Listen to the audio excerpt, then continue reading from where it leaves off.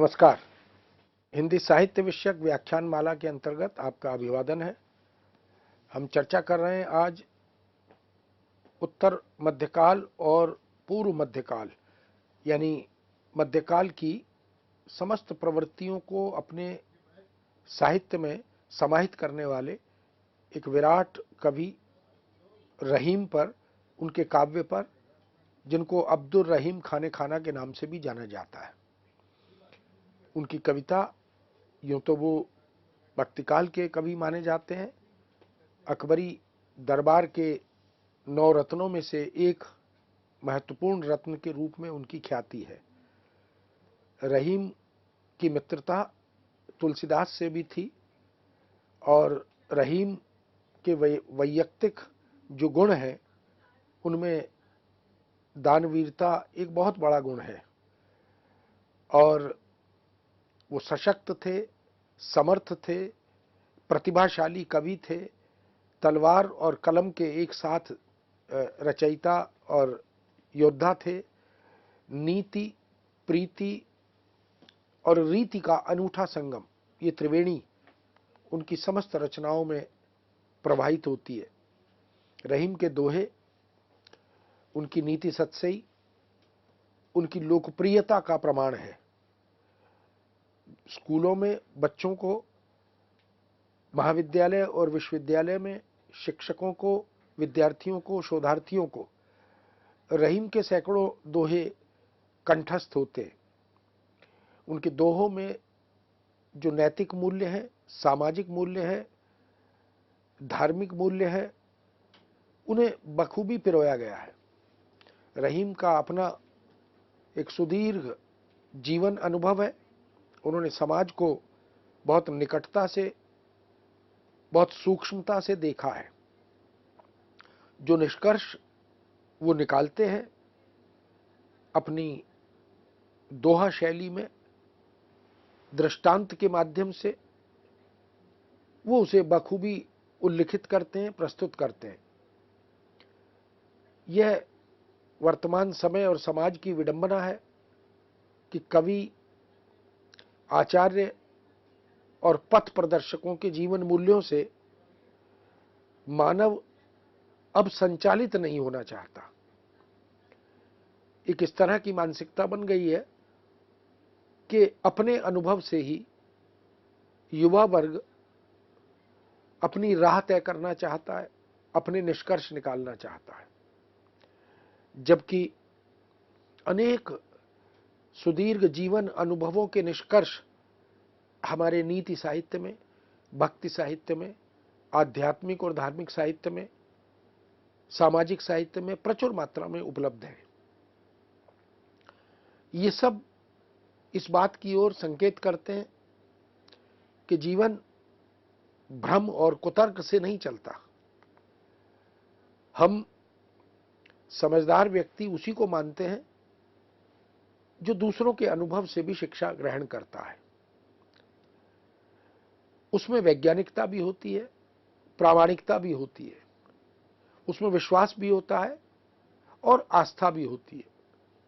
इसलिए बहुत से युवा वर्ग के, हमारे भारतीय नागरिकों में, वैश्विक नागरिकों में हम इस समस्या को देख सकते हैं कि उनके पास असंतोष है, धैर्य का अभाव है, जुझारूपन की कमी है, समय की महत्ता से वो अवगत नहीं है।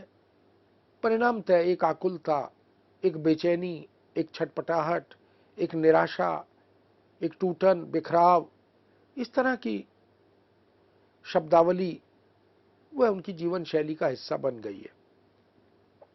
इच्छा, लालसा, लोभ, मोह, स्वार्थ और व्यर्थ की भागदौड़, ऐसा लगता है जैसे सब उसी में लगे हैं। और पूरा समाज और पूरी व्यवस्था में हम देखें कि एक हताशा, एक निराशा किसी अनुपलब्धि पर, किसी असफलता पर, वो इस तरह की मानसिकता उन्हें घेर लेती है। रहीम ने ऐसे समाज को, ऐसी मानसिकता के लोगों को देखकर व्यंग करते हुए लिखा, चाह गई चिंता मिटी मनुआ बेपरवाह, जिनको कछु न चाहिए वे ही शहंशाह। जीवन का निष्कर्ष हम सब जानते हैं कि हमारा जन्म जब होता है तो हम खाली हाथ आते हैं। भाग्य की रेखाएं हो सकती हैं, लेकिन मुट्ठियां खाली होती हैं। और जब मनुष्य अंतिम यात्रा पर जाता है तभी वह संपत्ति, वैभव, भवन, बंगला, गाड़ी, जो भी उसके पास होता है वो सब यहीं छोड़कर जाना होता है। तो वास्तविक शहंशाह कौन है, वास्तविक बादशाह कौन है, जिसे कोई तनाव नहीं है, कोई चिंता नहीं है, और जिसने अपनी सारी इच्छाओं को नष्ट कर दिया है, अपनी चिंताओं से मुक्त हो गया है। क्योंकि इच्छा होने पर ही चिंता जन्म लेती है, अपेक्षाओं से ही चिंता प्रकट होती है। इसलिए ये जो मन है ये बेपरवाह है। कवि का ये जो दर्शन है रहीम का, ये एक प्रेरणा है समाज के लिए, सामाजिकों के लिए, कि हम जिस संपदा के प्रति मोह पाल लेते हैं वो हमारी नहीं है, वह तो इसी सृष्टि से हमने अर्जित की और इसी सृष्टि में छोड़कर जानी भी है। तो हम ये जो मन है इसे बेपरवाह बनाएं, ये व्यर्थ की लालसा और लिप्सा के पीछे न दौड़े, ऐसा प्रयत्न करें। क्योंकि जो साधु हैं, संत हैं, ऋषि मुनि हैं, जिनके जीवन का ध्येय त्याग है और उसके आधार पर ही वो अपनी बादशाहत को, अपनी शहंशाहत को रेखांकित करते हैं। रहीम स्वाभिमानी कवि भी हैं, और यूं भी स्वाभिमान किसी भी कवि का आभूषण है। कहीं अगर सम्मान न मिले, आत्मीयता न मिले और व्यावहारिक रूप से स्नेह न मिले, चाहे वो परिवार हो, मित्र मंडली हो, कार्यालय हो या अन्य स्थल हो, तो ऐसे स्थल पर व्यक्ति को जाना नहीं चाहिए। क्योंकि मान सम्मान सर्वोपरि है, सर्वप्रथम है। इसलिए रहीम कहते हैं कि ऐसा घर, ऐसा परिकर और परिवार जहां भले ही सोने की वर्षा हो, स्वर्णिम वर्षा हो रही हो, तो पैसा सब कुछ नहीं है, लिप्सा और लालसा सब कुछ नहीं है, मान सम्मान है, स्वाभिमान है। इसलिए भले ही ऐसे घर में सोने की वर्षा क्यों ना हो, वहां जाना समुचित नहीं है, वो उसे त्याज्य मानते हैं। कहते हैं, आवत ही हर्षय नहीं, नैनन नहीं स्नेह। यदि किसी के घर जाए और वह हर्षित ना हो, वह आनंदित ना हो, प्रसन्न ना हो, और उसके नेत्रों में स्नेह प्रकट ना हो, स्वाभाविक है उसी के घर जाना अच्छा लगता है जहां मान सम्मान मिले, इज्जत मिले, और इसी से स्वाभिमान की रक्षा भी होती है। रहीमन तहां न जाइए कंचन बरसे में। सोने की वर्षा भी हो रही हो तो ऐसे घर में कदापि मत जाइए जहां जाने से उस घर के मालिक को, उस मित्र को, उस परिकर में रहने वाले व्यक्ति को हर्ष का अनुभव ना हो, उसके नेत्रों में स्नेह दिखाई ना दे। इसी तरह एक अन्य प्रसंग में, क्योंकि रहीम का जो समाज दर्शन है वो बड़ा गहन और गंभीर है। वो याचकों को देखकर इस बात की ओर संकेत करते हैं कि ईश्वर ने जिसे स्वस्थ शरीर दिया, स्वस्थ मानसिकता दी, हाथ पैर सही सलामत है, जुझारूपन है, शक्ति का रचनात्मक उपयोग करने का संकल्प है, उसे किसी के आगे हाथ नहीं फैलाने चाहिए, याचना नहीं करनी चाहिए, क्योंकि याचना करने के लिए हाथ फैलाने पड़ते हैं। परिणामतः हम अपने स्वाभिमान को छोड़ देते हैं। भिक्षा याचन, भिक्षा मांगना, ये कोई सम्मानजनक कार्य नहीं है। ये तो निष्क्रिय लोग, कर्तव्य विमुख लोग, दायित्व से भागने पलायन करने वाले लोग वही याचना करते, अभ्यस्त हो जाते, निःशुल्क मुफ्त की तमाम चीजें, उपलब्धियां अर्जित करने के लिए प्रस्तुत हो जाते। तो कहा, रहीमन वे नर मर चुके, जे कहूं मांगन जाहि।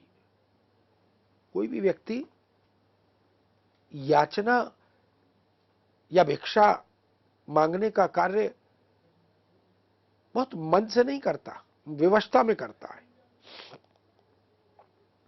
इसलिए वो अपने स्वाभिमान को मार देता है। जब किसी के आगे हाथ फैलाता है तो अपने मान सम्मान और स्वाभिमान को मिटा देता है, तभी हाथ फैलाता है। रहीमन वे नर मर चुके, मृत समान है, जिन्होंने अपने मन को मार दिया, संकल्प को मार दिया, इच्छा शक्ति को मार दिया। जो कहीं मांगने चले जाते हैं, हाथ फैला देते हैं, वो मृत प्राय हैं। लेकिन दूसरी तरफ बहुत अच्छा संदेश दिया, उनसे पहले वे मुए, जिन मुख निकसत नाही।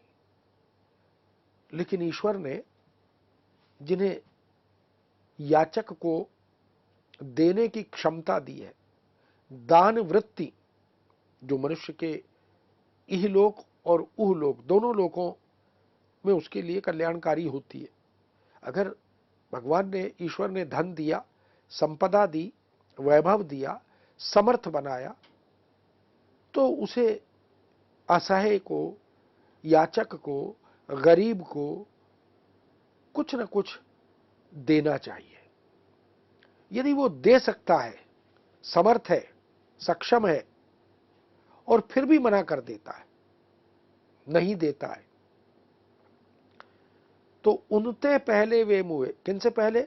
जिन्होंने याचना की है। उनका तो, उनके बारे में तो कभी कहता ही है कि रहीमन वे नर मर चुके, जे कछु मांगन जाहि। उनसे पहले वे मुए, जिन मुख निकसत नाही। लेकिन जो दे सकते हैं, समर्थ है, सक्षम है, और वो इनकार कर देते हैं, देने से मनाही कर देते हैं, समझिए कि वो मांगने वाले से, याचक से पहले मर गया, क्योंकि ईश्वर ने उसे समर्थ बनाया, योग्य बनाया, और वह उसकी मदद करने से इनकार कर रहा है। हिंदी के प्रसिद्ध रीतिकालीन कवि गंग को कवि रहीम ने एक छप्पे लिखने पर 36 लाख रुपए पुरस्कार स्वरूप दिए थे। गंग की कविता, उनके कवित्व, सवैये, ये बहुत महत्वपूर्ण माने जाते हैं। रीतिकालीन कवि के रूप में उनकी अपनी एक ख्याति है, अपनी एक पहचान है। उसी से प्रसन्न होकर गंग ने एक बड़ा चर्चित प्रसिद्ध दोहा रहीम के प्रति कृतज्ञता व्यक्त करते हुए, श्रद्धा भाव प्रकट करते हुए लिखा था। रहीम को उन्होंने कहा, सीखे कहां नवाब जू, ऐसी देनी दैन। ये जो देने की वृत्ति है, किसी व्यक्ति को, किसी सामाजिक को, किसी अपने परिचित को आप जो मदद करते हैं, जो धन और राशि देते हैं, तमाम तरह के उपकरणों से उसे उपकृत करते हैं। ये वृत्ति आपने कहां सीखी? सीखे कहां? नवाब जू ऐसी देनी देन, इतना बड़ी मात्रा में आप जो सहायता करते हैं, मदद करते हैं, दान देते हैं, ये आदत, ये प्रवृत्ति और प्रकृति आपने कहां सीखी? ये शिक्षा आपने कहां ग्रहण की? ज्यों ज्यों कर ऊंचे करो त्यों त्यों नीचे नैन। जैसे जैसे आपका हाथ दान के लिए ऊपर उठता है, क्योंकि दान करने के लिए हाथ उठाना पड़ता है, तो जैसे जैसे जितना जितना हाथ दान के लिए आप ऊंचा करते हैं, वैसे वैसे आपके नेत्र नीचे होते जाते हैं। त्यों त्यों नीचे नैन, ये रहीम की चारित्रिक विशेषता को उद्घाटित करने वाला दोहा है। कोई अहंकार नहीं है, कोई दंभ नहीं है, इसलिए नेत्रों को नीचा करते हुए, हाथों को ऊपर रखते हुए, ये जो सबकी मदद करने की वृत्ति आपने अर्जित की, प्राप्त की, गंग कवि ने कहा ये कहां से प्राप्त की?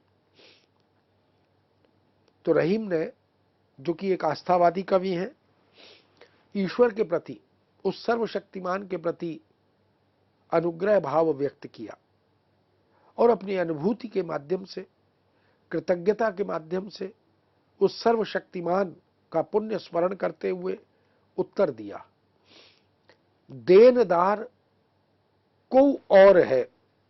वो कहते हैं ये जो भ्रम आपने मुझ पर पाला हुआ है ना कि मैं दे रहा हूं, ये मैं नहीं दे रहा हूं, क्योंकि हम तो न कुछ लेकर आए हैं न कुछ लेकर जाएंगे। देने की वृत्ति और उसके प्रति सामर्थ्य जो प्रदान करता है वह ईश्वर है। इसलिए देनदार को और है। ये जो मैं दान कर रहा हूं, मदद कर रहा हूं, ये मैं नहीं कर रहा हूं, ये तो कोई और है जो मुझसे करवा रहा है। भेजत सो दिन रैन, ये वही परमपिता परमात्मा है, शक्तिशाली ईश्वर है, जो दिन रात मुझे इस योग्य बनाते, ये सामर्थ्य देते कि मैं असहायों की, निर्धनों की, जरूरतमंदों की मदद कर सकूं। इसलिए कहते हैं देनदार को और है, भेजत सो दिन रैन, लोग भरम हम पर धरे, याते नीचे नैन। मेरी आंखें इसलिए झुकी हुई हैं, नीचे हैं, क्योंकि लोग मुझ पर भरम करते हैं, उनको ये लगता है कि मैं दे रहा हूं। अब ये जो सहज स्वीकारोक्ति है, ये ईश्वर के प्रति कृतज्ञता का बोध है, जिसे कवि स्वाभिमान के साथ व्यक्त करते हैं और कहते हैं कि ये मदद करना, ये मेरा कार्य नहीं है, ये मदद तो ईश्वर मुझसे करवा रहे हैं। इस तरह विनम्रता, उदारता, सहजता, इन सब गुणों की कसौटी भला किसी व्यक्ति के संदर्भ में, किसी कवि के संदर्भ में और क्या हो सकती है? मानव और मानवीयता का, धर्म और धार्मिकता का, राष्ट्र और राष्ट्रीयता का सम्मान करना यदि कोई सीखना चाहे तो रहीम से सीखा जा सकता है। रहीम का एक सवैया अत्यंत महत्वपूर्ण माना जाता है। दैव कृपा जिस पर होती है उसी पर होनी होती है। इसीलिए मानव को उस समर्थ और सर्वशक्तिशाली, उस भक्त वत्सल, उस दीन दयाल प्रभु में आस्था रखते हुए अपना कर्म करते रहना चाहिए, क्योंकि गीता में भी कर्मण्येवाधिकारस्ते मा फलेषु कदाचन ये बात कही गई कि मनुष्य के हाथ में तो कर्म है। कर्म के आधार पर फल की प्राप्ति, यह कर्म करने वाला मनुष्य तय नहीं कर सकता। यह तो देने वाला ईश्वर तय करेगा कि किस कर्म का कितना फल कब मिलेगा, कहां मिलेगा, कैसे मिलेगा। हमें समाज में ये भ्रामक धारणा मिलती है कि हम जो भी कर्म करें उस कर्म का फल हमें तत्काल त्वरित गति से हमारी इच्छा अनुसार मिलना चाहिए। ऐसा नहीं है। ये जो कर्म है ये एक तरह का निवेश है, ये एक तरह का इन्वेस्टमेंट है। इसलिए हम अपने कर्म करते रहें और विधि के विधान को सहजता से स्वीकार करें। दीन घड़े करतार जिन्हें सुख सो तो रहीम टरे नहीं टारे। दीन घड़े करतार जिन्हें सुख सो तो रहीम टरे नहीं टारे। उद्यम पौरुष कीने बिना धन आवत आप ही हाथ पसारे। विधाता वो जो करतार है, वो जो करता है, वो जो इस सृष्टि का नियामक है, वह जब उसकी कृपा होती है तो फिर जो प्राप्य होता है वह प्राप्त हो जाता है। वह सुख, वह समृद्धि उस ईश्वर की कृपा से ही प्राप्त होती है, टालने से भी नहीं टल सकती।